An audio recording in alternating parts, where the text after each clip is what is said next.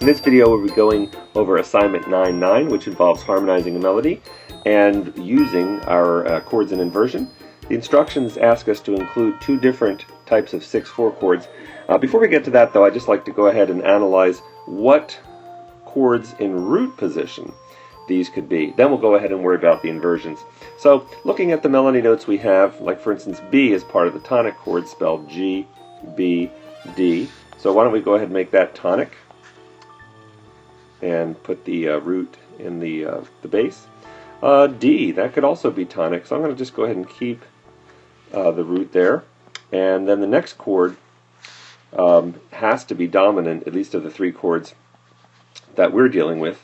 The dominant is spelled D, F sharp, A, so that one I'll put the root of D in the bass. And then going on we have another B, well that could be tonic, let's go with G there. And then A, that could be dominant, go with our D. And then G, that could be tonic, could be subdominant, but makes more sense to go to tonic there. So I'm going to go ahead and put a G, the root in the bass. Now this next chord, E, that could be subdominant. The subdominant chord is spelled C, E, G.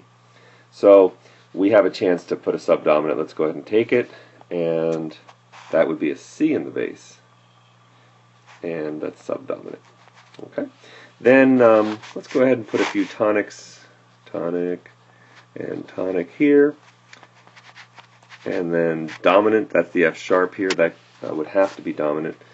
So F sharp, okay, D in the bass though, dominant. And then our root position tonic to close this thing off. Alright, so now we've got the roots in the bass, but let's go ahead and see how we can get the different types of 6/4 chords happening here. Well, let's review what 6/4 chords are. I'm going to clean up the top here a little bit. Okay, one type of 6/4 chord is called the cadential 6/4. Cadential 6/4s always happen at the end of a phrase, a cadence, and they are they will follow this formula: tonic 6/4, dominant, tonic. Can we have that happen here? Well, absolutely. If we make this a tonic 6/4, then we've already got the dominant and the tonic. So let's go ahead and just change the Roman numeral analysis there. We'll make that a tonic 6/4. And we'll also have to reflect that in the actual bass note. We'll bring the bass note down to a D, which would have been the fifth of the chord, right? That's a tonic 6/4. It's still a GBD chord. It's just now our lowest note is D rather than G. Okay, so we've got one of our 6/4 chord types there. Another type of 6/4 chord is a pedal 6/4. That's not very commonplace. A much more commonplace type of 6/4 is a passing 6/4. So for instance, here, I'll show you where that would be a great place to do it. For instance, when you go from tonic, dominant 6/4 to tonic 6. Or when you do the reverse, you could go tonic 6, dominant 6/4 to just tonic root position. Either way, you'll get a passing 6/4. So let's go ahead and make that happen right here. I'm going to just erase all of these bass notes. And let's start just on root position tonic. I'm going to bring the G down here, and we're going to be passing through the A on the way to a B.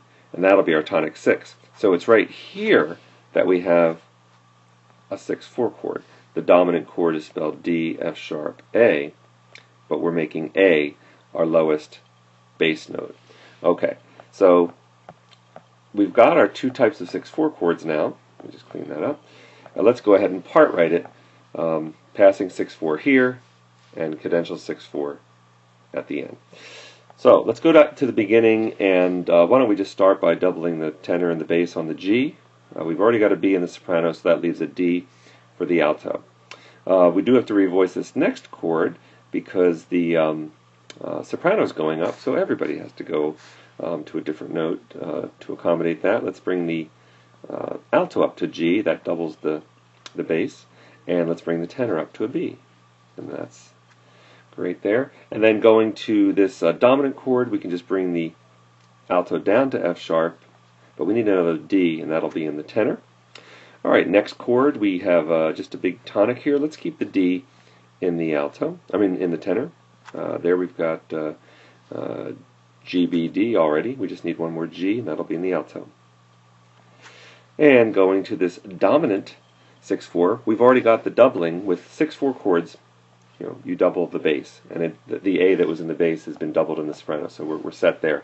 All we need is the root of the chord, the D, and the third of the chord, the F sharp, and I'm putting those in those voices because they're so close to them already. All right, now I can see that the soprano is heading down, so I'm going to be careful about what I do with the alto in this next chord. I need to reposition the alto lower. So for this tonic 6, I think what I'm going to do is bring the alto down to the D instead of having it say double the G in the soprano, and then bring the tenor down to the B. And notice what I've doubled. I've doubled the bass. That's unusual. Usually with a first inversion chord, you double the soprano. But again, the reason I didn't double the soprano is because, well, first of all, I don't want the tenor to have to leap so far to the G, and because if I had the alto go to the G, it would end up having to be cross-voicing in the next chord. So just looking ahead, I'm going to use a secondary doubling right here and just double the third in the bass, the B. Okay, moving forward, now we have our subdominant chord. Now I can have both B in the tenor and the bass go to C, or I'll wind up with parallel octaves. So to avoid that, let's have the alto go to the C, and that means the tenor goes down to G. And for our tonic chord, let's just double the tenor and the bass, and we need, no, can't do that. We've already got the G up in the soprano. The doubling is already taken care of. So we'll bring the tenor up to B, and we'll bring the alto up to D. Alright, for our 6/4 chord, we double the bass. Well, the alto's already on a D, so let's do that. And then the tonic 6/4 still needs a B, still needs the third of the chord. Put that in the tenor. And then going to our dominant, where we already have a D and we already have an F sharp, well, let's double the D in the alto, and let's put the A that we need, the fifth of the chord, in the tenor. And lastly, we just need to wrap this up by giving, oops, don't do that, by giving our tenor and alto the remaining notes we need. Okay, so we have our example already finished, where we have two types of 6/4 chords. We've got the passing 6/4 in measure 2, and we've got the cadential 6/4 at the end. And let me just play this for you on the piano, and forgive me in advance for any missed notes here. But anyway, tonic, then another tonic, then our dominant, then tonic, then a passing 6/4, tonic 6, subdominant, tonic, and here's our cadential 6/4, and then tonic.